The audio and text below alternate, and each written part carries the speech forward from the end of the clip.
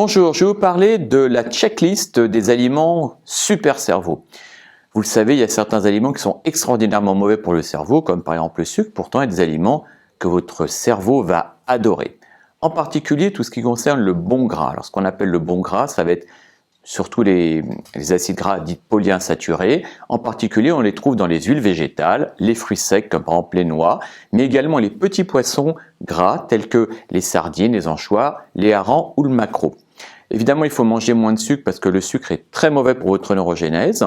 Et également, éviter les édulcorants parce qu'on pourrait se dire « Ok, j'arrête le sucre, mais je vais prendre des édulcorants ». Alors sachez que les édulcorants artificiels sont également extrêmement toxiques pour le cerveau. Ils sont toxiques pour la mitochondrie et plus particulièrement celle des neurones. Alors évitez tout ce qui est à base d'aspartame. Évitez également tout ce qui est les fritures. Les fritures contiennent des graisses qui ont été brûlées et qui deviennent finalement toxiques. Donc les fritures ne contiennent pas de bonnes graisses.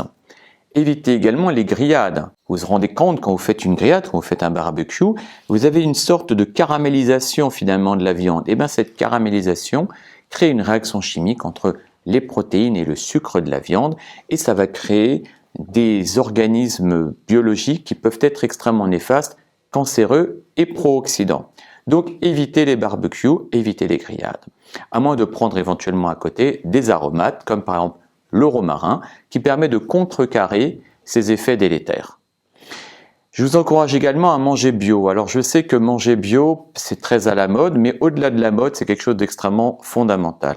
Bien évidemment, tout le monde ne peut pas forcément manger bio parce que ça revient assez cher, mais sachez que vous pouvez aussi prendre des légumes du marché et les nettoyer. Alors évidemment, si vous les nettoyez à l'eau, ça n'a aucun intérêt pour une raison très simple, c'est que les pesticides sont plutôt de nature huileuse, donc les nettoyer à l'eau ne sert à rien. Il convient de les nettoyer plutôt avec du vinaigre blanc, ou éventuellement du bicarbonate et de ne pas hésiter à les brosser pour faire partir le maximum de pesticides. Alors bien sûr, vous n'arriverez pas à la même qualité que des légumes bio, mais vous pouvez enlever à peu près 70% des pesticides avec ce mode de préparation.